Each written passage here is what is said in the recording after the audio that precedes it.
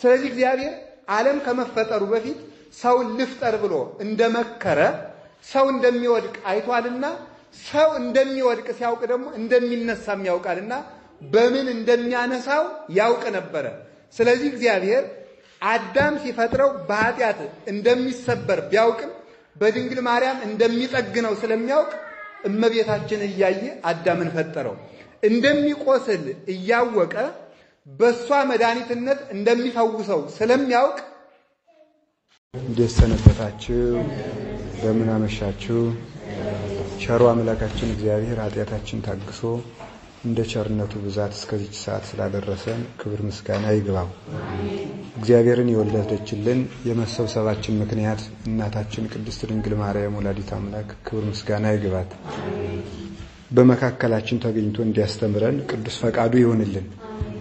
እንደ እግዚአብሔር ቅዱስ ፈቃድ ብኪ ቅሩባነ ኮነ በሚል ርዕስ እንማማራለን። ብኪ ቅሩባነ ኮነ በሚል ርዕስ በአማርኛ ሲተረጎም ባንቺ ቅርቦች ሆን የሚል ነው። እስኪ በሉ አንድ ጊዜ ሁላችሁም ባንቺ ምን ሆን ነው የሚለው? ቅርቦች ሆን በሚል ርዕስ እንማማራለን። የዚህ ቃል ባለቤት ቅዱስ እግዚአብሔር ነው። ቃሉን የተናገረው ቅዱስ ያሬድ አባታችን ነው የተናገረው። አንቀጸ ብርሃን ላይ ሁላችሁም ዘወትር በምታደርጉት የጸሎት ክፍላችሁ ላይ ተጽፎ የምናገኘው ነው። ብኪ ቁርባነ ኮነ በእንተ ተሰገወቱ ለወልደ አምላክ እምኔኪ በእንቲአኪ ወበእንተ ተሰገወቱ ለወልደ አምላክ እምኔኪ ብኪ ቁርባነ ኮነ ብሎ ይናገራል። ብኪ ቁርባነ ኮነ ለማይደር እምድር ውስጥ አርያም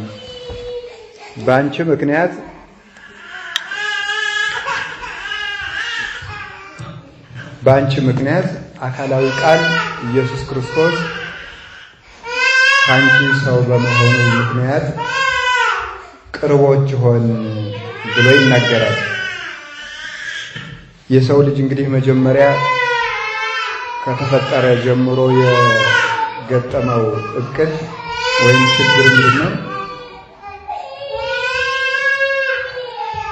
ሐሳባችሁ ለመሰብሰብ ሞክሩ። እግዚአብሔር መጀመሪያ ሰውን ሲፈጥረው ቅርብ አድርጎ ነው የፈጠረው። ቅርብ አድርጎ ፈጥሮታል። ያ ቅርብ ሰው የመጨረሻ ሰው የመፈጠሩ ዓላማ ከእግዚአብሔር ጋር ተዋህዶ መኖር ነው። የእግዚአብሔር የሆነውን መቀበል ሳይሆን ከእግዚአብሔር ከራሱ ጋር ተዋህዶ መኖር የሰው ልጅ ብቸኛ ስጦታው ይሄ ነው። ሰውና መላእክት ብቻ ከእግዚአብሔር ጋር እንዲኖሩ ተፈቅዶላቸዋል። ፍጥረታት፣ እንስሳት፣ አራዊት፣ ሰማይ፣ ምድር፣ የሚታየው የማይታየው እነዚህ ሁሉ የእግዚአብሔር በሆነው ረድኤት ውስጥ ተጠብቀው የሚኖሩ ናቸው። ሰውና መላእክት ግን ከእግዚአብሔር ከራሱ ጋር እንዲኖሩ ነው የተፈቀደላቸው። ለምሳሌ ውሃ፣ ምድር፣ መጠጥ፣ አየር እነዚህ የእግዚአብሔር የሆነ ስጦታ ነው። ከራሱ ከእግዚአብሔር ጋር ተዋህዶና ተቀራርቦ መኖር የተሰጠው ለሰው ልጅ ነው። ስለዚህ ለሰው ልጅ በቂ ሀብቱ ከእግዚአብሔር ከራሱ ጋር ተዋህዶ መኖር ነው። በጆሮአችን የሰማነውን፣ በዓይናችን ያየነውን፣ በእጃችን የዳሰስነውን የሕይወት ቃል እንጽፍላችኋለን ይላል ቅዱስ ዮሐንስ። በጆሮአችን የሰማነውን ሰው መጀመሪያ እግዚአብሔርን ይሰማል። በዓይናችን ያየነውን ቀጥሎ ያየዋል በቅድስና ሲበቃ። በእጃችን የዳሰስነውን ከዚያ በኋላ እናት ልጇን እንድታቅፍ፣ ልጅ እናቱን እንዲያቅፍ፣ አባት ከልጁ ጋር፣ ልጅ ከአባት ጋር ተዋህደው እንዲኖሩ የሰው መጨረሻው እግዚአብሔርን መዳሰስ ነው። እግዚአብሔርን ዳሶ እግዚአብሔርን አይቶ ይሰማዋል። የሰማውን አምላክ ያየዋል።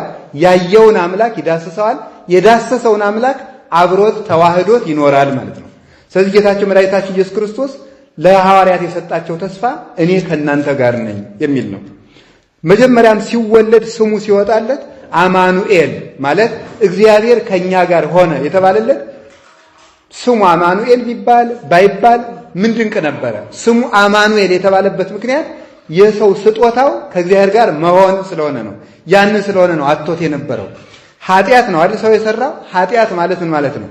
ኃጢአት ማለት ኃጣ አጣ ከሚል የግዕዝ ቃል ነው የሚወጣው። ኃጣ አጣ። ኃጢአት ማለት ማጣት ማለት ነው። ማጣት ማለት ነው። ስለዚህ ሰው ኃጢአት ሲሰራ ማንን የሚያጣው? እግዚአብሔርን ራሱን ያጣል። እግዚአብሔርን ያጣል። ገነትን ያጣል፣ ልጅነትን ያጣል፣ መልኩን ያጣል። የእግዚአብሔር የሆነ መልኩን ያጣል። ረቂቅነት፣ ባለጸግነት፣ ንጉስነት፣ ጥበበኛነት፣ ኃያልነት፣ ዘላለማዊነት፣ ብሩህነት ይህ ለሰው ልጅ የተሰጡ ሀብቶች ናቸው። ስለዚህ ያን መልኩ ይጎሰቁስልበታል፣ ትቢያ ይለብሳል። ስለዚህ መጀመሪያ ሰው ኃጢአት በሰራ ጊዜ እግዚአብሔርን ያጣል፣ ገነትን ያጣል፣ መንግስተ ሰማያትን ያጣል፣ የእግዚአብሔር የሆነውን ሁሉ ያጣል። መላእክትን ያጣቸዋል። ከዚህ ርስት ይሰደድና ብቻውን ኮብላይ መሆን ይጀምራል። ከዚያ ወዲያ የሰው ልጅ ኃጢአት በሰራ ጊዜ ራሱንም ጭምር ስለሚያጣ የራሱ ሕሊና ራሱ ያሳድደዋል። ለዚህ ነው ቃየል ምን ብሎ ይናገር ነበር? እኔ በምድር ላይ ኮብላይና ተቅበዝባዥ ሆኜ እኖራለሁ ብሎ የተናገረው ምንድነው? ሰው ኃጢአት በሰራ ጊዜ እግዚአብሔርንና ቅዱሳንን ብቻ ሳይሆን ራሱንም ጭምር ስለሚያጣ ነው። ከዚያ በኋላ ለሰው ልጅ ምንም የማይመቸው መሆን ይጀምራል። እየበላ ይርባዋል፣ ከሚመች ቦታ ላይ ሆኖ ይቆረቁረዋል፣ ከዘመድ መሃል ሆኖ ብቸኛ ይሆናል፣ እያገኘ ድህነት ይሰማዋል፣ በጤና እየኖረ በሽተኛነት ይሰማዋል የሰው ልጅ። ስለዚህ ለሰው ልጅ በቂ ሀብቱ እግዚአብሔርን መያዙ ነው። ያንን ያጣለት ራሱን ያጣል። ራሱን ያጣለት ደስታን ሁሉ አጥቶ ኑሮ ራሱ ለሱ ትርጉም የሌለው መሆን ይጀምራል ማለት ነው። ስለዚህ የሰው ልጅ መላእክትን አጥቶ ነበረ፣ ቅዱስ እግዚአብሔርን አጥቶ ነበረ፣ መንግስተ ሰማያት ርቃው ነበረ። ቅዱስ ዳዊት ይህን ቃል ሲዘምር ምን ብሏል? መኑ ይወስደኒ ውስተ ሀገረ ጥቅም ወመኑ ይመርሃኒ እስከ ኤዶምያስ ብሎ ተናግሯል። ወደ ጽኑ ከተማ ማን በወሰደኝ ወደ ኤዶምያስስ ማን በመራኝ ይላል። መዝሙር 59 ቁጥር 9 ላይ ሲናገር ወደ ጽኑ ከተማ ማን በወሰደኝ ወደ ኤዶምያስስ ማን በመራኝ ይላል። ይቺ ኤዶምያስ ያላት ገነት ናት። ኤዶምያስ ማለት ኤዶም ማለት የአትክልት ቦታ ማለት ነው። ኤዶምያስ ያላት ገነት ናት። ገነት ብትርቃው ነው እንዲህ ብሎ የተናገረ። ጽኑ ከተማ ያላት ደግሞ መንግስተ ሰማያት ናት። እነዚህ ሁለቱ ርቀውት ቢርቁት ወደዚያ ማን ባደረሰኝ ብሎ ተናግሯል። መላእክት ቢርቁት እንግዲህ እግዚአብሔር ሰውን ሲፈጥር መላእክትን እንደ ትልቅ ወንድም ሰውን እንደ ትንሽ ወንድም አድርጎ ነው የፈጠረ። መላእክት ቢርቁት ደግሞ ናሁ ሰናይ ወናሁ አዳም ሶበ ይሄልው አሃው እውረ እነሆ ወንድሞች በህብረት ቢቀመጡ መልካም ነበረ። የሰው ወንድሞቹ ሱራፌል ኪሩቤል ናቸው። የኪሩቤል የሱራፌል ባልንጀራቸው ሰው ነው። ስለዚህ እነዚህ አብረው ቢኖሩ መልካም ነበር፣ ግን ኃጢአታችን አልፈቀደልንም። ወንድሞች በህብረት ቢቀመጡ መልካም ነው። ሰውና መላእክት አንድ ላይ ቢኖሩ መልካም ነው። ይሄንም እየፈለገው ቢርቀው ቅዱስ ዳዊት እንዲህ ብሎ ተናግሮ ነበረ። ስለዚህ እግዚአብሔር ይሄንን ለማድረግ ሰውና ራሱን ለማስታረቅ፣ ርስትንና ስደተኛን ለማገናኘት፣ መብልና ረሃብተኛን ለማገናኘት፣ ውሃንና የተጠማን ለማገናኘት፣ ልብስና የተራቆተን ለማገናኘት፣ ዘመድና ባይድን ለማገናኘት የተጠቀመባት የህይወት ድልድይ ቅድስት ድንግል ብቻ ማርያም ብቻ ነው። ስለዚህ ብኪ ቅሩባነ ሆነ ባንቺ የቀረብን ሆን ለማይደር ውስተ አርያም ወደ ሰማያት ለመኖር። አሁን ተመልከቱ፣ እመቤታችን ቅድስት ድንግል ማርያም ስትወለድ ሰው ከእግዚአብሔር ጋር እግዚአብሔር ከሰው ጋር ሆነ። የዚያን ጊዜ አካላዊ ቃል ኢየሱስ ክርስቶስ አስቀድሞ ሰው በኃጢአቱ ምክንያት ከሱ እንደሚርቅ ያውቅ ስለነበረ ማንን እያየ ነው የፈጠረው? ድንግል ማርያምን እያየ ነው የፈጠረው።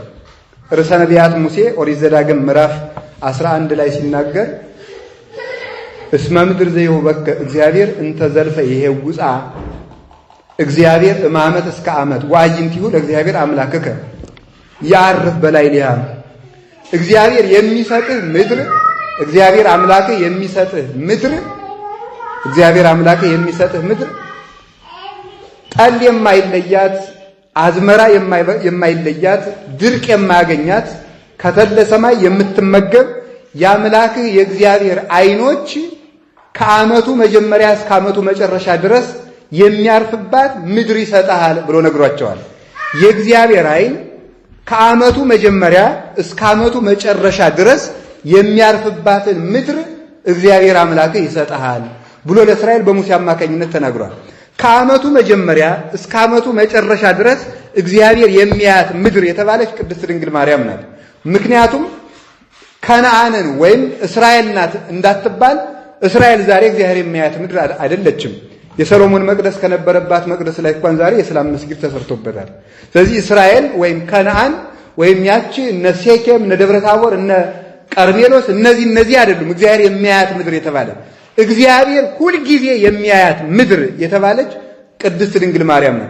ዓመት እስከ ዓመት ከዓመቱ መጀመሪያ እስከ ዓመቱ መጨረሻ ማለት ዓለም ሳይፈጠር ዓለምም ከተፈጠረ በኋላ እግዚአብሔር የሚያያት ምድር ቅድስት ድንግል ማርያም ብቻ ናት። ምክንያቱም እግዚአብሔር ዓለም ከመፈጠሩ በፊት ሰው እንደሚበድል ያውቃል።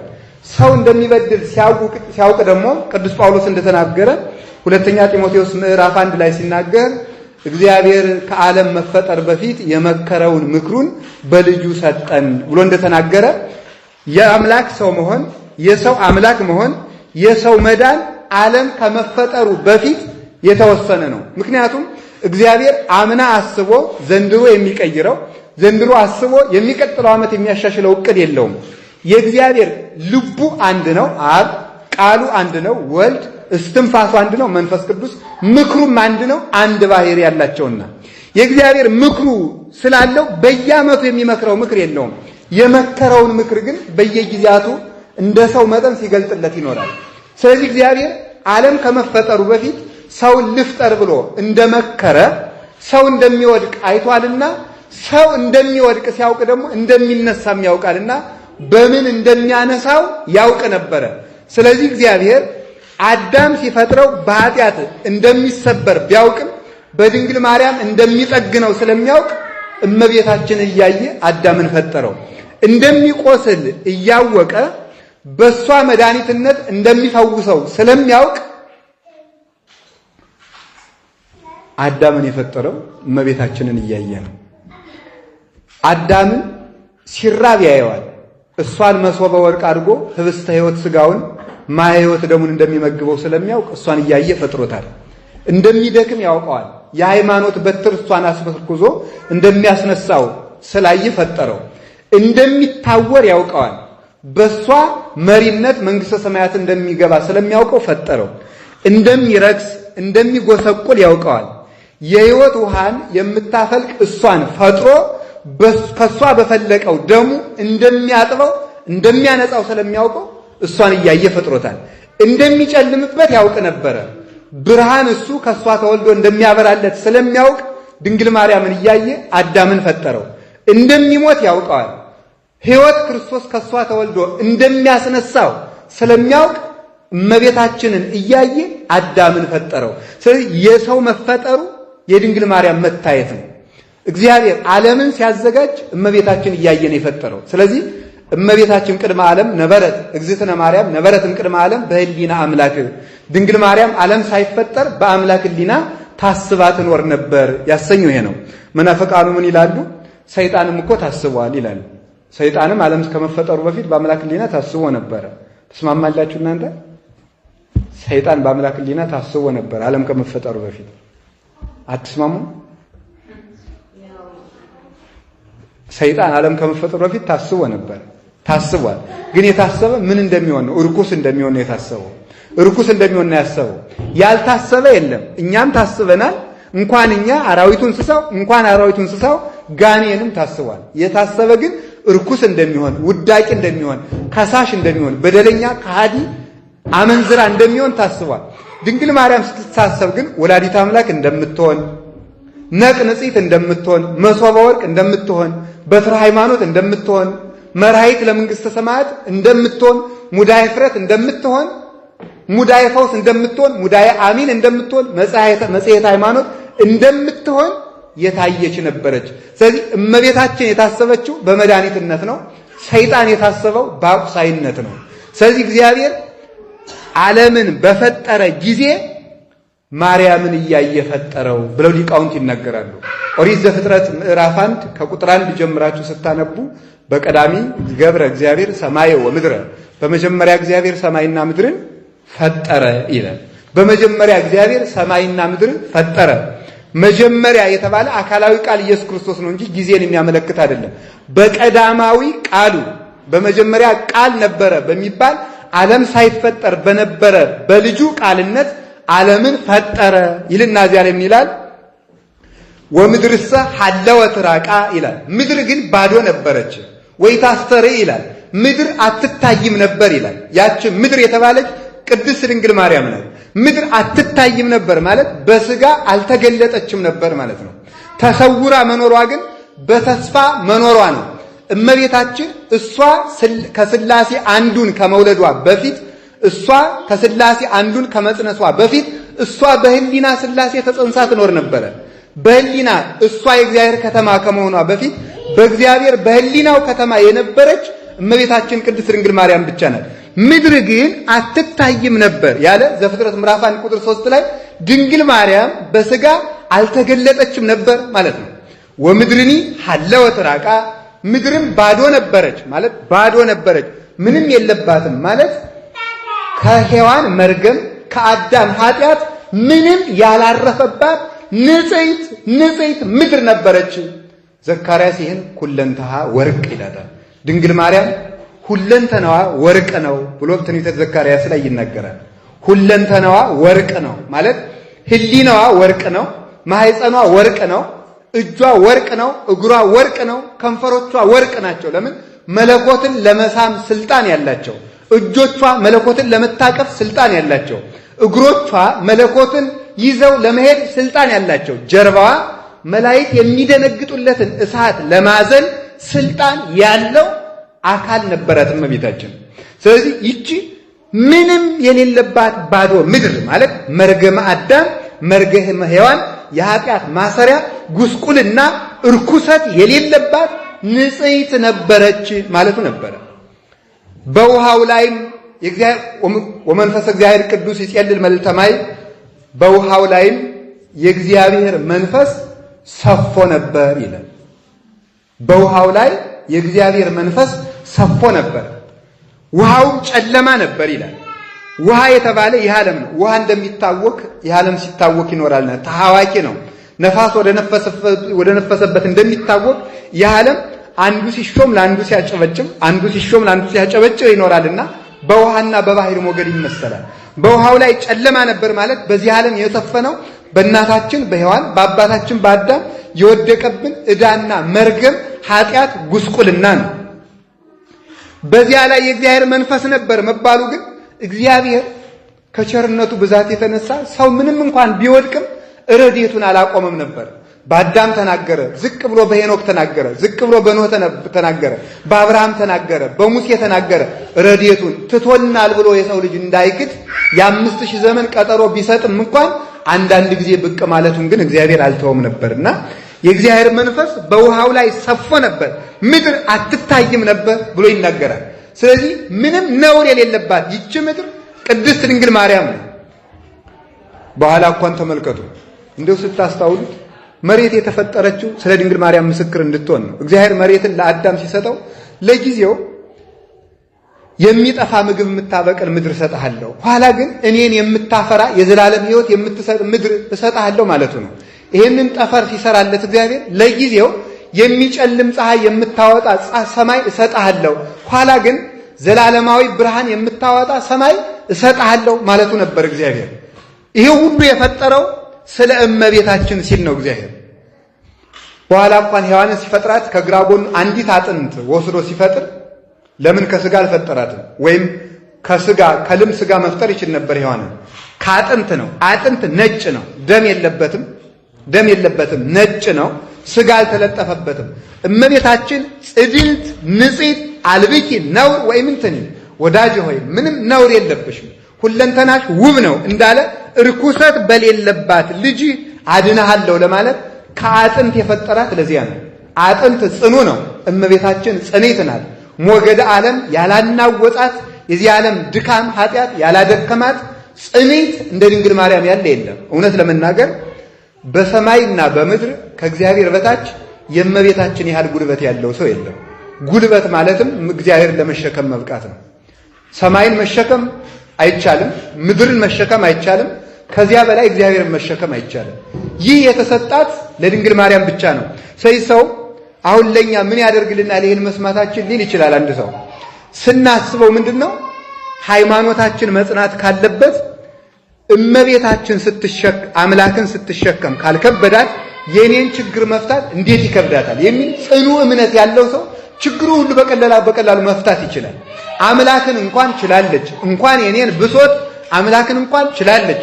አንዳንድ ጊዜ ሰዎች ወይም የማያምኑ ሰዎች የሚታለሉት ለምንድን ነው? ስንቱን ትሰማለች ይላሉ። ስንቱን ትሰማለች። እግዚአብሔር አካላዊ ቃል ኢየሱስ ክርስቶስ በማህፀኗ ሳድር 20ውን ዓለም 20 ዓለም ነው እግዚአብሔር የፈጠረው 20ውን ዓለም በእጁ እንደያዘ ነው። በእጁ እንደያዘ ተመልከቱ። በማህፀነ እግዝእትነ ማርያም ሲያድር 20ውን ዓለም በእጁ እንደጨበጠ ነው። በእጁ እንደጨበጠው በማህፀኗ ካደረ ዓለምን ከነፈጣሪው ስትወስን ያልጠበበች ሰፊ መጋረጃ ያልደከመች ጽኒት ቅድስት ድንግል ማርያም ብቻ ናት። ስለዚህ እመቤታችን ብኪ ቁርባነ ኮን እንላታለን። ያ ሰማይ ርቋቸው ነበረ። ቅዱስ ዳዊት እንዲህ ብሎ ዘምሯል። ምድረሰ ወሀበ ለእጓለ እመሕያው ሰማየ ሰማያት ለእግዚአብሔር ወምድረሰ ወሀበ ለእጓለ እመሕያው ምድርን ለሰው ልጆች ሰጠ፣ የሰማዮች ሰማይ ግን ለእግዚአብሔር ነው ብሎ ይነገራል። ምድርን ለሰው ልጆች ሰጠ፣ የሰማዮች ሰማይ ግን ለእግዚአብሔር ነው ይላል።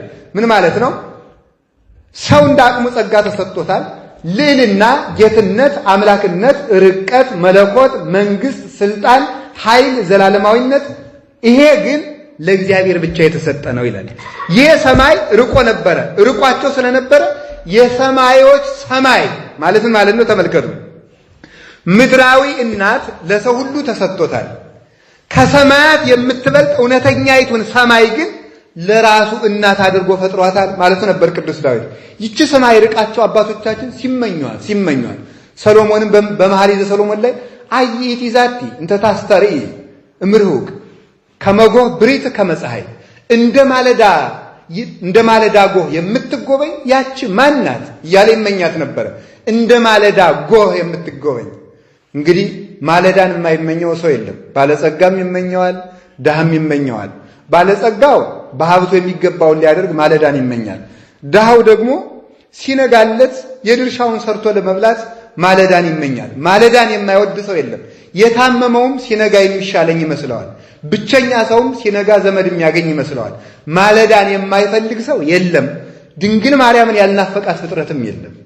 መላእክት ይፈልጓት ነበር። ለምን? አምላክን ማየት የቻሉት እግዚአብሔር ከሷ ሲወለድ ስለሆነ 5000 ዘመን እሱን ተሸክመውት ግን አይተውት አያውቁ።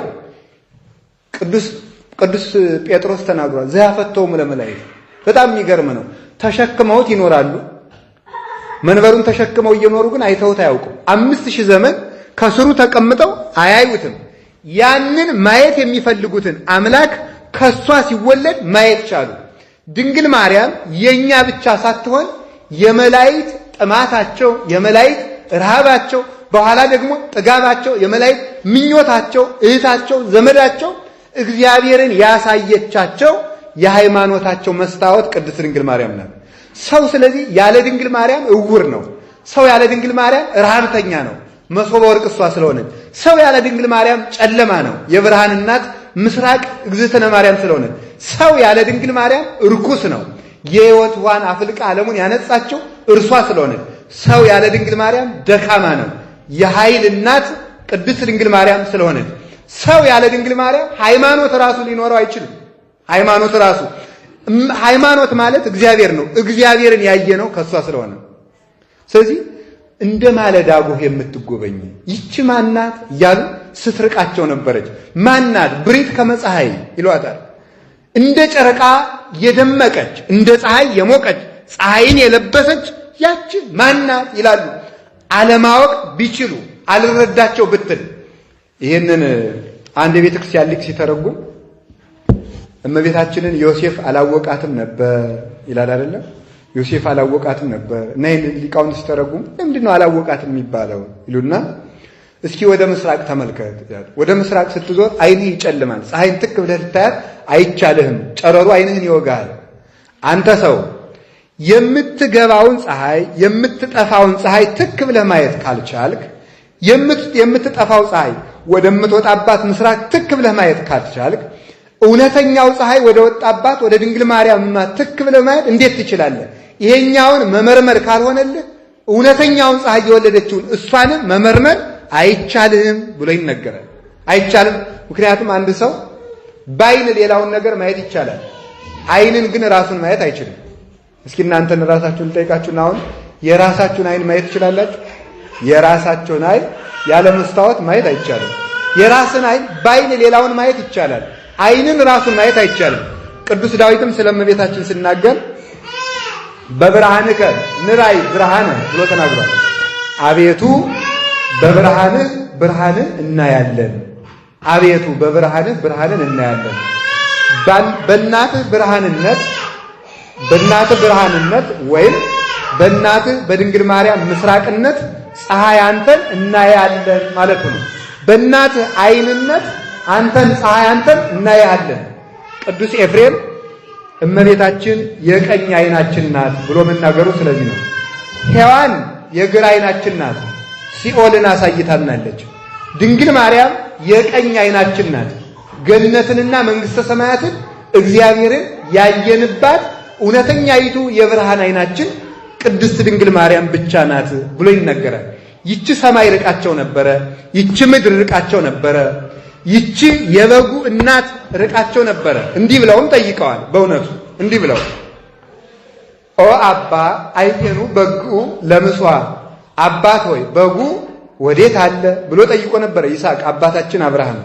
አባት ሆይ በጉ ወዴት አለ? ያ በግ ተሽጦ ዕዳ የሚከፍል ተበልቶ ነፍስና ስጋን የሚያጠግብ በደሙ ርኩሰትን የሚያነጻ እውነተኛው በግ ኢየሱስ ክርስቶስ ቢርቃቸው አቤቱ የመሥዋዕቱ በግ ወዴት ነው ብሎ ጠይቆ ነበረ። ያንን በግ ያቀረበችው ድንግል ማርያም ናት። ያንን በግ የራቀውን ፀሐይ ለዚህ ዓለም ለድቅድቁ ዓለም ጨለማ ለዋጠው ዓለም እውነተኛውን ብርሃን አቅርባ ያበራችለት ድንግል ማርያም ናት። ይሄም መቅረቡን ኢሳይያስ ተናግሯል። ማቴዎስ እንዲህ ብሎ መስክሯል። ሕዝብ ዘይነብር ውስተ ጽልመት ወጽላሎተ ሞት ብርሃን አብይ ሰረቀ ላዕሌሆሙ። በጨለማ የሚኖር ሕዝብ ታላቅ ብርሃንን አየ። ማቴዎስ ምዕራፍ 4 ቁጥር 17 ላይ በጨለማ የሚኖር ሕዝብ ታላቅ ብርሃንን አየ። ይህንን ሲተረጉሙ አባቶቻችን በጨለማ የሚኖር ሕዝብ ታላቅ ብርሃን አየ ማለት በጣዖት የሚኖር ሕዝብ አምላኩን አወቀ። ሰይጣንን ይመስል የነበረ ሰው ክርስቶስን መምሰል ቻለ። በድንቁርና ይኖር የነበረ ወንጌል ተሰበከለት። በመራቆት የነበረ ሕዝብ ክርስቶስን ለበሰ። በባርነት የነበረ ሕዝብ የክርስቶስ ልጅ ለመሆን በቃ። በረሃብ የነበረ ሕዝብ ክርስቶስን ጠገበ። በሲኦል የነበረ ሕዝብ ገነት ተከፈተለት ብለው ይናገራል። ይህንን ብርሃን ያቀረበችው ቅድስት ድንግል ማርያም ብቻ ናት። በእውነት ጌታችን ስብከት ሲጀምር የተነሳበት የትምህርት ርዕስ ታውቁታላችሁ። እስከዛሬ ጌታችን 30 ዓመት ከሞላው በኋላ ተጠምቆ 40 ቀን እና 40 ሌሊት ከጾመ በኋላ ተመልሶ ስብከት ጀምሯል። ስብከት ሲጀምር ምን እያለ ነው የጀመረው? አታውቁትም ወይ? ረስታችሁትም አይደለም? ለትትናም ሊሆን ይችላል። ጌታችን ስብከት ሲጀምር መጀመሪያ የተናገረው ምን እያለ ነው? መንግስተ ሰማያት ቀርባለችና ምን በሉ ነው ያለው? ንስሐ ግቡ። አሁን ያ መንግስት ርቆ ነበረ። አሁን ግን መንግስተ ሰማያት ቀርባለችና ድንግል ማርያም 5000 ዘመን የራቀው መንግስት እንዲቀርብ ያደረገችው እሷ ስለሆነች ከሷ የተወለደው ክርስቶስ መንግስተ ሰማያት ቀርባለችና ንስሐ ግቡ። በጣም የሚገርመው ሔዋን የበላችው እንጨት ሔዋንን ከነልጆቿ ከገነት አርቋታል። ድንግል ማርያም ያፈራችው ፍሬ ግን የሱራፌልን እሳታዊ ወአጋሶ ለኪሩብ ይላል። ተመልከቱ። ዘውስተ ደሁ ሰይፈ እሳት ብሎ ይናገራል። እግዚአብሔር አስቀድሞ ያችን ገነት ተበልቶ የሚጠገብባትን ያለ ርዛት የሚኖርባትን ያለ ሐዘን የሚደሰቱባትን ያችን ገነት አዳምና ሔዋን ሲበድሉ አስወጥቶ የእሳት ሰይፍ የያዙ መላእክትን ከገነት በር ላይ አስቀምጦ ነበር። እንተ ትጥማየ የምትንበለበል ዘውስተ ደሆሙ ሰይፈ እሳት እንተ ትጥማየ የእሳት ሰይፍ የያዙ ሱራፌልን በሯ ላይ አስቀመጠ። በዚያም አዳምና ሔዋንን አራቀ ይላል ዘፍጥረት ምዕራፍ 3 ላይ። አሁን ግን ሔዋን ያመጣችልን ፍሬ ከገነት አራቀን። ድንግል ማርያም ግን ያፈራችው ፍሬ ምን አደረገ? መንግስተ ሰማያት ቀርባለችና አለ።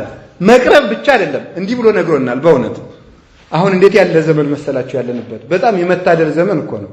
በተለይ በእኛ አሁን በዚህ ዘመን ሰው በምን በሽታ እንደተያዘ ታውቃላችሁ? ዘመንን የመርገም በሽታ ዞታል። ከእንዴት ያለው ዘመን ደረስን ይላል። ግን የተባረከ ዘመን ነው። ክርስቶስ ከተወለደ ጀምሮ ያለው ዘመን በሙሉ የተቀደሰ ዘመን ነው። ስለዚህ መንግስተ ሰማያት የቀረበችበት ብቻ አይደለችም። እንግዲያው ምን ያለችበት ነው? እጃችን ላይ የገባችበት ዘመን። ልብ በሉ፣ ጥለዋት እኮ በእሳት ሰይፍ ተቆልፋ እኮ ጥለናት መተን ነበር። አሁን ቁልፉን ለኛ አስረከበ። ክብር ይግባው መድኃኒዓለም። እንዲህ ብሎ እንዴት አለ?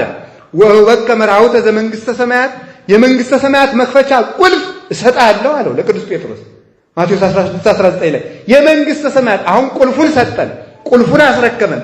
እንደዚያ ብቻ አይደለም፣ ለእያንዳንዱ ምእመን መንግስተ ሰማያትን እጁ ላይ አስቀመጠ። እንዲህ ብሎ መንግስተ ሰማያትሰ ኢይብልዋ ነያዜ ወነያ ካህክ መንግስተ ሰማያትሰ ነያ ማእከሌክሙ። መንግስተ ሰማያት እዚህ ናት አትባልም። እግር ኑሯት በእግሯ በራ፣ በክንፍ ኑሯት በክንፏ በራ፣ እግሩ ኑሯት በእግሯ ተሽከርክራ አትመጣም። መንግስተ ሰማያት በመካከላችሁ ናት አለ። ይህንን ቅርበት ያመጣችው ድንግል ማርያም ናት። መንግስተ ሰማያት በመካከላችሁ ናት። ስለዚህ አንድ ሰው በውሎና ባዳሩ ውስጥ መንግስተ ሰማያትን ይዞ ነው የሚዞረው ማለት ነው። ሲተኛ መንግስተ ሰማያት ላይ ነው የሚተኛው። ሲሳደብ መንግስተ ሰማያትን ሊጥል ነው የሚሳደበው። ሲያገባ መንግስተ ሰማያትን ይዞ ነው። ሲመነኩስ መንግስተ ሰማያትን ይዞ ነው። ክርስቲያን በውሎና ባዳሩ በሙሉ መንግስተ ሰማያትን ይዞ ነው የሚንቀሳቀሰው። መንግስተ ሰማያትን ሊወረውራትም ስልጣን አለው፣ ሊይዛትም ስልጣን አለው። ይህንን መንግስተ ሰማያትን ያቀረበችው እግዝእትነ ቅድስት ድንግል ማርያም ብቻ ናት። ድሮ እንኳን ሰማይ ገነት ርቃን ነበር። ዛሬ ግን ተመልከቱ፣ ስብሐት ለእግዚአብሔር በሰማያት ወሰላም በምድር ስምረቱ ለሰብእ። በሰማይ ለእግዚአብሔር ምስጋና ይሁን። ቃል ስጋ ሆነ፣ ስጋ ቃልን ሆነ። መላእክት ከሰው ጋር ዘመሩ፣ ሰው ከመላእክት ጋር ዘመረ። መላእክት መጥተው ከሰው ልጆች ጋር ከኛ ጋር ተሰበሰቡ። እኛ ከመላእክት ጋር ሂደን ማጠን ችለናል። አባታችን አቡነ ተክለ ሃይማኖት ከሱራፌል ጋር ሂደው አጥነዋል። ድሮ እንኳን ከሱራፌል ጋር ማጠን ገነትም ተዘግታንብን ነበረ። ገነት ያለችው መሬት ውስጥ ነው። ሱራፌል የሚያጥኑት ግን በመላእክት ከተማ ነው። ከዚህ የጠፈር አለ፣ ከተፈር ቀጥሎ ውሃ አለ፣ ከዚያ ቀጥሎ 3 የመላእክት ከተማ አለ። እዚያ ድረስ ሂደን የማጠን ስልጣን የተሰጠው ድንግል ማርያም ሰውን ስትወልድ ነው። አምላክ ሰው ሲሆን፣ ሰው አምላክ ሲሆን፣ ስለዚህ ምን አለ? ምን እንዳለ ቅዱስ ሳዊሮስ እንዲህ አለ። ከቤተ ክርስቲያን ሊቃውንት አንዱ እሱ ምን አለ? ሰማይ ኮነ ዓለመ ወዓለምሂ ሰማይ ኮነ። ሰማይ ዓለም ሆነ፣ ዓለም ሰማይ ሆነ። ለዘወለዱ አብ በምስጢር ዘይትረከብ ወለደቶ ቅድስት ድንግል በምስጢር ዘይትረከብ። አብ በማይመረመር ምስጢር የወለደውን ድንግል ማርያም በማይመረመር ምስጢር ወለደችው። ወስብሐትኒ በውስተ ሰማይ ኮነ በዲበ ምድር፣ በሰማይ ያለው ምስጋና ለሰው ልጆች ተሰጠ ብሎ ይነገራል። ስለዚህ ተመልከቱ፣ ሰማይን ዓለም ያደረገችው ድንግል ማርያም ናት። ሰማይ ዓለም በመሆኑ የሰው ልጅ አሁን ከዚህ በኋላ ሰማይ ሂዶ የመግባት ስልጣን አለ።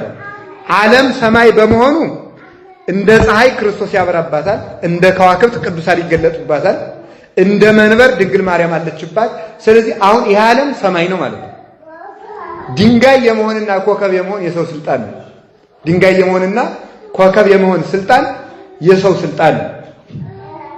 ምክንያቱም እመቤታችን አምላክን ስትወልድ በሰማይ 4 ኪሩቤል ወይም 4 መላእክት እንዳሉ በምድር 4ቱን ስጋዋን እንደ ኪሩቤል አድርጋ ቤተልሔም እንደ ሰማይ ሆና እሷ እንደ መንበር ሆኖ መላእክትና እረኞች እንደ ከዋክብት ሆነው ምድርን ሰማይ አድርጋልናለች። አሁን ክርስቶስ ከተወለደ በኋላ የኛ የምንኖርበት ምድር በሙሉ ወንዙም፣ ተራራውም፣ ገደሉም ጣዖት በሚመለክበት ሀገር ውስጥ እንኳን ብንኖር የምንኖርበት ምድር በክርስቶስ ደም የነጻ ሰማይ ለመሆን በቅቷል። በብርሃኑ አብርቶታል ማለት ነው። ስለዚህ እመቤታችን ቅድስት ድንግል ማርያምን ስናስብ ወደ መላእክት ያቀረበችን፣ ከአጋንንት ጋር ተሰብስበን እንኖር የነበርነው ከመላእክት ጋር ለመሰበሰብ ያበቃችን እሷ ናት። ለመጀመሪያ ጊዜ እሷ ክርስቶስን የወለደች ቀን ነው። ከ5000 ዘመን በኋላ ከመላእክት ጋር አንድ ቀን ለመሰብሰብ የበቃ ነው። ቅዱስ ቄርሎስ ስለ እሷ እየተናገረ ነው ልሳኑ የተዘጋው መጨረሻ ላይ እስኪያርፍ ድረስ እና ምን አለ? አስተጋባአተነ ቅድስት ድንግልን ተባቲ ነዋይ ድንግልና ዘአልቦ ሙስና፣ ጥፋት የሌለባት ድንግልናዋ የማይለወጥ ምርጥ ዕቃ ድንግል ማርያም ሰበሰበችን። እስኪ በሉ ምርጥ ዕቃ ድንግል ማርያም በሉ። ምን አደረገችን አለ? ሰበሰበችን። ከየት ሰበሰበችን? ከተበተንበት። ከማን ጋር ሰበሰበችን? ከመላእክት ጋር። ሔዋን ከአጋንንት ጋር ስትሰበስበን ድንግል ማርያም ከመላእክት ጋር ሰበሰበችን። ሔዋን ከሳጥናኤል ጋር ስትሰበስበን ድንግል ማርያም ከእግዚአብሔር ጋር ሰበሰበችን። ሔዋን በሲኦል ስትሰበስበን ድንግል ማርያም በገነት ሰበሰበችን። ሔዋን ለረሃብ ስትሰበስበን ድንግል ማርያም ልጇን ለማብላት ጠራችን። እሷ ለሕይወት አቀረበችን፣ ያችኛይቱ ለሞት አቀረበችን። ያቺ ለክደት፣ ይችኛይቱ ለሃይማኖት። ሰው አዳም ከወደቀ በኋላ ነው በምድር ላይ ክደት የተንሰራፋው። የሃይማኖት መለያየትን ያመጣው እኮ የሰው ልጅ ውድቀት ነው። የሰው ልጅ ውድቀት የሃይማኖት ልዩነትን አምጥቷል። እመቤታችን ቅድስት ድንግል ማርያም ግን ለጠፋው ዓለም ክርስቶስን ወልዳ አሳይታ የጠፋውን ዓለም ወደ አምላኩ ያቀረበችው እርሷ ናት። ስለዚህ ነዋበግው ቅድም ያልኳችሁ ሰማይ ደረሰ፣ ፀሐይ ክርስቶስ ተወለደ። ቅድም ያልኳችሁ በግ ኢየሱስ ክርስቶስ ተወለደ። እሷም አዲስ እምቦሳ ትባላለች። ምን እንላታለን?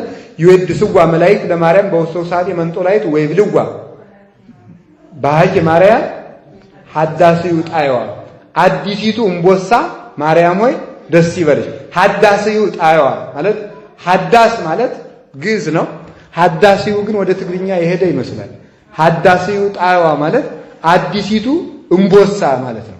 አዲሲቱ እምቦሳ። አሮጌይቱ ላም ወይም ከብት ሔዋን ናት። አሮጌይቱ አዲሲቱ እምቦሳ ግን ቅድስት ድንግል ማርያም ናት። አዲሲቱ እምቦሳ የተባለችው ምንድነው? አዲሱን በግ ኢየሱስ ክርስቶስን ስለወለደች ነው። አዲሱን በግ ኢየሱስ ክርስቶስ ስለወለደች። ቀድሞ የታረዱት በጎች በሙሉ ከርኩሰት የማያነጹ፣ ሲኦልን የማያሻግሩ፣ ርስት የማያወርሱ፣ ኃጢአትን የማያነጹ፣ ከአጋንንት ቁራኝነት የማያላቅቁ፣ ልጅነት የማይሰጡ ነው። ድንግል ማርያም የወለደችው በግ እውነተኛው በግ ክርስቶስ ግን ሕሊናን ያነጻል ይላል ቅዱስ ጳውሎስ። የቀድሞ በጎች ደማቸው ተረጭቶ የከንፈር ለምጽ፣ የግንባር ለምጽ፣ የሥጋ ለምጽ የሚያነጹ ከሆነ የክርስቶስ ደምማ እንዴት ሕሊናችሁን አያነጻም ይላል። ምን ማለቱ ነው? ሕሊናን የሚመረምር እግዚአብሔር ነው። ቅዱስ ጳውሎስ ሕሊናችሁን አያነጻም ማለቱ ምን ማለት ነው? ሕሊናችሁን አያነጻም ማለቱ ሕሊናን የሚመረምር እግዚአብሔር ስለሆነ የክርስቶስ ደም የእግዚአብሔር ደም ነው ማለት ነው። ምክንያቱም ሕሊና የሚሰጠው ለእግዚአብሔር ብቻ ስለሆነ ነው። ይህንን በግ አቅርባ የሰጠችን እመቤታችን ቅድስት ድንግል ማርያም ናት። ስለዚህ ብኪ ቅሩባነ ኮነ፣ አንደኛ ቁጥራችን ከመላእክት ጋር እንዲሆን አድርጋለች። ሁለተኛ ከእግዚአብሔር ጋር አቅርባናለች። ሶስተኛ ያጣነውን ርስት አቅርባልናለች። ማዕድ የሰጠችን እሷ ናት። ሰው ርቦት ይኖር ነበረ፣ የሚበላውን የሚጠጣውን ያቀረበችለት እሷ ናት። እንደ ድንግል ማርያም የዋለልን ማንም የለም በእውነቱ ማለት ነው። ስለዚህ እሷን ማመስገን ሁለንተናን ያቀርባል። ለዚህ ነው አባ ጊዮርጊስ ዘጋስጫ ሲናገር አንቺን ይዤ የማጣው ነገር የለም፣ ላይኔ ብርሃን ነሽ፣ ለጆሮዬ መልካም ዜና ነሽ፣ ለአንገቴ ማርዳ ነሽ፣ ለድካሜ ምርኩዝ ነሽ፣ ለውርነቴ መሪ ነሽ፣ ለድንቁርናዬ ጥበብ ነሽ፣ ለስደቴ ርስት ነሽ፣ ለረሃቤ መሶበ ወርቅ ነሽ፣ ለብቸኝነቴ የምታጽናኝ ርግብ ነሽ ይላል። እመቤታችን የያዘ ሰው ምንም ነገር አያጣም። እንዲያውም ሲናገር ሊቁ ምን አለ? ሰማይ እንኳን መጅ ቢሆን ምድር ወፍጮ ብትሆን መካከል ላይ አጣብቀው ቢፈጩኝና ቢያደቁኝ አንቺ ከኔ ጋር ከሆንሽ ምንም አልሆንም ይላል። ምክንያቱም እሷን መርከብ አድርጎ ውሃ ቢሞላ በመርከብነቷ እንሻገራለን፣ ቢርበን ከመሶብነቷ እንጠግባለን። ከመቤታችን የምናጣው ነገር የለም። ስሟ በእግዚአብሔር ዘንድ የሰለጠነ ሁሉ የሚቻላት እሷ ናት። ለምን? በእግዚአብሔር ዘንድ ሞገስን አግኝተሻልና የተባለ። መላእክት ከእግዚአብሔር ፊት ሲቆሙ ምን ብለው ይቆማሉ? መላእክት ከእግዚአብሔር ፊት ሲቆሙ መልእክተኛ ነን ብለው ይቆማሉ። ነቢያት ከእግዚአብሔር ፊት ሲቆሙ ትንቢት ተናግረናል ብለው ይቆማሉ። ሐዋርያት ሲቆሙ ሰብከናል ብለው ይቆማሉ። ሰማዕታት ከእግዚአብሔር ፊት ሲቆሙ ደማችን ስላንተ አፍሰናል ብለው ይቆማሉ። መነኮሳት ከእግዚአብሔር ፊት ሲቆሙ ስላንተ መንነናል ብለው ይቆማሉ። እሷ ስትቆም ግን ወልጄሃለሁ አጥቻለሁ ብላ ትቆማለች። የእሷ ነገር ከሁለንተና ይበልጣል። የእሷ ስም መጠራት ከስም ሁሉ የሚበልጥ ስም አለ። እግዚአብሔርን ተሸክሞ ያልደከመ ጉልበተኛ ስም እንደ ድንግል ማርያም ያለ ስም የለም። ስለዚህ እንደ እሷ የሚጣፍጥ ስምም የለም። በእውነት ማለት የምንችለው ኪያኪ ሰናይተ ዘፈጠረ ለቤዛ ዓለሙ እግዚአብሔር ይትባረክ ወይትሃኮት ስሙ ማለት የሚቻለው አንቺን መልካሚቱን ለዓለም ቤዛ አድርጎ የፈጠረ እግዚአብሔር ይመስገን ማለት ብቻ ነው የሚቻለው። ሌላው ቢቀር ልንገራችሁ። ሰውን ወክላ የተገኘች ብቸኛይቱ ሰው ድንግል ማርያም ናት። ሰውን ወክላ የተገኘች ሰው የሰው ዘር ጠፍቶ ነበር። ሰው ማለት ምን ማለት ነው ታውቃላችሁ? ሰው ማለት ምን ማለት ነው? የቃሉ ትርጉም ሰው ማለት አታውቁትም? ማለት ሰው ማለት ዝም ብሎ የቃሉ ትርጉም ዝም ብሎ የቃሉ ዴፊኒሽን ነው የሚባለው። የቃሉ ትርጉም ቀጥተኛ ትርጉም ማለት ነው ምንድነው? ሰው ማለት ሰባት ማለት ነው። ሰባት ማለት ወይም ፍጹም ማለት ነው። ፍጹም አራት የምን ባህሪ ያለው? የሥጋ። ሶስት የምን አለው? የነፍስ አለው። ስለዚህ ሰው ማለት ሰባት ነው። ስለዚህ አንድ ሰው ትክክለኛ ሰው ሊባል የሚችለው አራቱ ሁሉ ንጹህ ሲሆን ብቻ ነው። ሰው የመጀመሪያ አዳም ሰው ነው። አሁን እኛ ሰው ነን ማለት አይቻልም በእውነቱ እግዚአብሔር ባወቀ። ምክንያቱም ከሰረቅ ወይም ከዘሞት ወይም ኃጢአት ክፋትን ከሰራን ባህሪያችን ረክሷል ማለት ነው። ሰው ሊባል የሚቻለው ንጹህ ሰባቱ ሁሉ የጠራ ማለት ነው። ስለዚህ እግዚአብሔር ሰውን ለማዳን ሰው ሆነ። ሰው እንዲሆን ሰው ያስፈልገዋል። ሰው ደግሞ ረክሶ ነበረ። ሰው ያገኘው ድንግል ማርያምን ብቻ ነው። ሰው ያገኘው እሷን ብቻ ስለሆነ ከሷ ብቻ ሰው ሆነ። እግዚአብሔርን ለማስተናገድ የበቃች ንጽሕት አዳራሽ እሷ ብቻ ናት። እግዚአብሔርን የተቀበልንባት ሰፊ ንጽሕት ጽሪት አዳራሽ ነውር የሌለባት እግዚአብሔርን የተቀበልንባት ቤታችን እሷ ናት። ቅዱስ ዲዮስቆሮስ ምን አለ? ምንድነው የሚለው? በፈቃዳቡ ወረደ ሀበ ማርያም ተአንገደ። ተመልከቱ፣ በአባቱ ፈቃድ ወረደ፣ በድንግል ማርያም ዘንድ እንግዳ ሆነ ይላል። የተስተናገደው ከሷ ቤት ነው። እግዚአብሔር ወደዚህ ዓለም እንግድነት ሲመጣ ከማን ቤት እናሳድረዋለን? ከሔዋን ቤት አናሳድረው፣ ረክሷል። ከሳራ ቤት አናሳድረው፣ የእናቷ የሔዋን መርገም አለባት። ቤት ያልኳ ማለት አካል ማለት ነው። ከኤልሳቤጥም እንዳናሳድረው ምንም ባትበድልም የሔዋን መርገም ግን አለባት፣ የሔዋን ዕዳ አለባት። ድንግል ማርያም ግን ምንም ነውር የሌለባት ለእግዚአብሔር የበቃ ሕሊና ያላት ጽሪት እሷ ናት። እግዚአብሔርን ወደ ምድር ስቦ ያመጣ ውበት የድንግል ማርያም ውበት ነው። እስመ አፍቀረ ንጉሥ ስነኪ፣ ንጉሥ ውበትሽን ወዷልና እንደተባለ እግዚአብሔርን ወደ ምድር ያቀረበው የድንግል ማርያም ውበት ነው። ሰውን ወደ እግዚአብሔር ያቀረበው የድንግል ማርያም ውበት ነው። እግዚአብሔር እሷን እያየ ዓለምን ፈጠረ። እሷን እያየ ወደ ዓለም መጣ። እሷን እያየ ተወለደ። እሷን እያየ ተሰቀለ። እሷን እያየ ትንሣኤውን ገለጠ። እሷን እያየ አረገ። እሷን እያየ መንፈስ ቅዱስን ላከ። እሷን እያየ ይመጣል። እሷን አይቶም ይምረናል። ሊምረን የሚችለው በሱ ብቻ ነው። ንጽሕ እፈዲ ይላል አባ ጊዮርጊስ። ተመልከቱ፣ ማይዘነከ ብእሲ አባዲ ቤዛ ነፍሱ ንጽሕ እፈዲ ግናይ ለከ። ምን ማለት ነው ይሄ?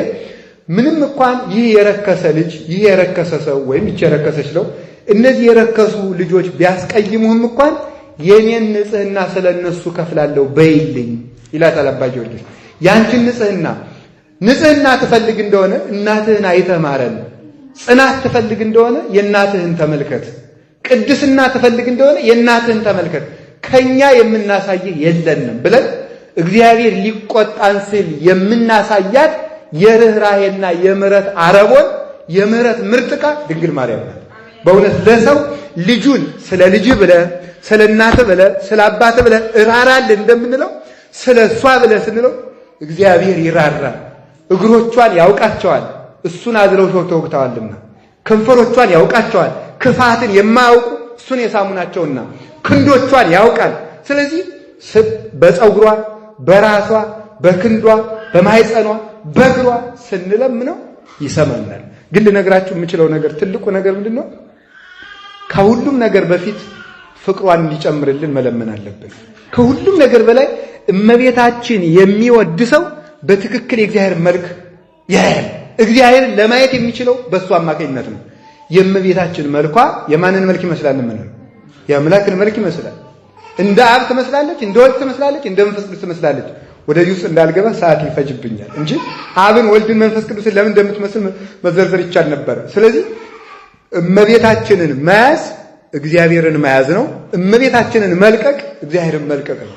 ከሷ እቅፍ መውጣት ከእግዚአብሔር እቅፍ መውጣት ነውና ብኪ ቅሩባነ ኮነ፣ ለርስትም የቀረብ ነው፣ ለመብልም የቀረብ ነው፣ ለመጠጥም የቀረብ ነው፣ ለመንግስተ ሰማያትም የቀረብ ነው፣ ለእግዚአብሔርም የቀረብ ነው፣ ለመላእክትም የቀረብ ነው፣ ለሕይወትም የቀረብ ነው፣ ለትንሣኤም የቀረብ ነው በድንግል ማርያም አማካኝነት ስለሆነ ብኪ ቅሩባነ ኮነ ባንቺ ሩቅ የነበርነው ምን ሆንናል ቅርቦች ሆን። ስለዚህ ቅዱስ ጳውሎስም ኤፌሶን ምዕራፍ 2 ቁጥር 14 ላይ ቅርብ ለነበራችሁም ሩቅ ለነበራችሁም ለሁለታችሁም በደሙ ሰላምን ሰጠ ብሎ ይነገራል።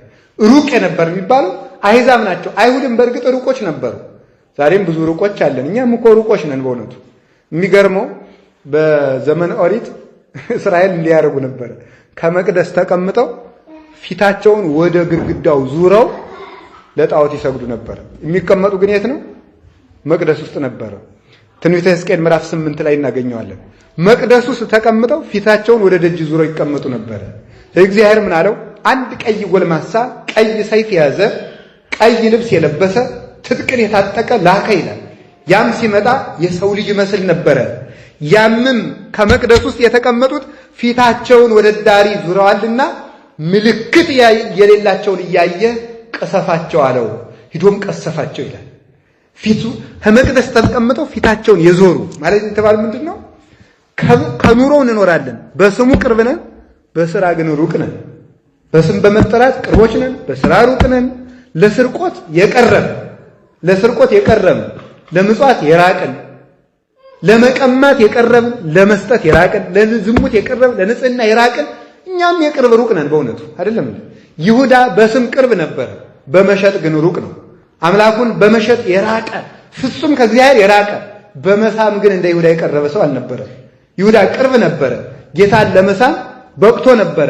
እግሩንም አጥቦታል ከቅዱስ ጴጥሮስ ሳይለይ ሙት እስከ ማንሳት ደርሶ ነበር ይላሉ አባቶቻችን። እንደሱ ቅርብ አልነበረም፣ ግን ወድቋል። ስለዚህ እመቤታችን የቅርብ ሩቅ የሆነውን የምታቀርበን እሷ ናት። ልቡናችን የምትመልስልን እሷ ናት። እውነቴን ልንገራችሁ፣ በእውነት በእመቤታችን የሚያምን ሰው እንኳንስ የሥጋ መከራ የሲኦል መከራ የማያገኘው። ይሄ ምድር ቀላል ነው። ለኢትዮጵያ ተስፋዋ ድንግል ማርያም ብቻ ናት። ለሁላችንም እሷ ብቻ ናት። ስለዚህ ማድረግ ያለብን ለሀገር የምታዝኑ ከሆነ፣ ለቤተ ክርስቲያን የምታዝኑ ከሆነ፣ ለራሳችሁ የምታዝኑ ከሆነ እንደምንም ብላችሁ በቀን ውዳሴ ማርያምን አታቋርጡ። ሰላም ለኪን መድገምን አታቋርጡ። በእውነት ማለት ነው። ይህንን ካደረጋችሁ እግዚአብሔር ከሁላችን ጋር ይሆናል። ብዙ የራቀን ነገር አለ። እንደ ዘኪዎስ አይደል?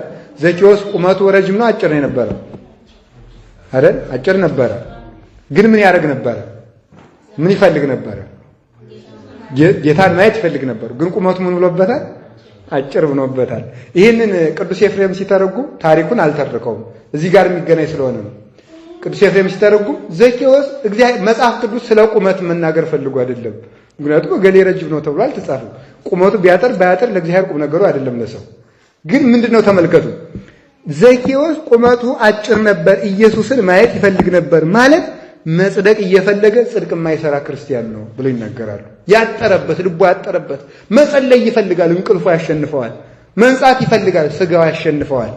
ማንበብ ይፈልጋል፣ ስንፍናው ያሸንፈዋል። መስጠት ይፈልጋል፣ ንፍገቱ ያሸንፈዋል። ቁመቱ ያጠረበት ማለት እሱ ነው። ስለዚህ ሩጦ ግን ከሾላ ዛፍ ላይ ወጣ። ሾላ ዛፍ የተባለ ቅዱስ መስቀል ነው። እንደምንም ብሎ በመስቀሉ ተመክቶ ንስሐ ገብቶ አልቅሶ ሰግዶ ከዛፉ ላይ መውጣት ይገባል። በመስቀሉ ግን ስንተማመን ስንመካ ያጠረው ቁመታችን ይረዝማል። ብዙ ያጠረብን ነገር አለ። ያንን ቀጥላ የምታስረዝምልን እሷ ናት። እመቤታችን የሰጠን እግዚአብሔር ይመስገን። ስብሐት ለእግዚአብሔር ወለወላዲቱ ድንግል ለመስቀሉ ክብር። ይቆያል።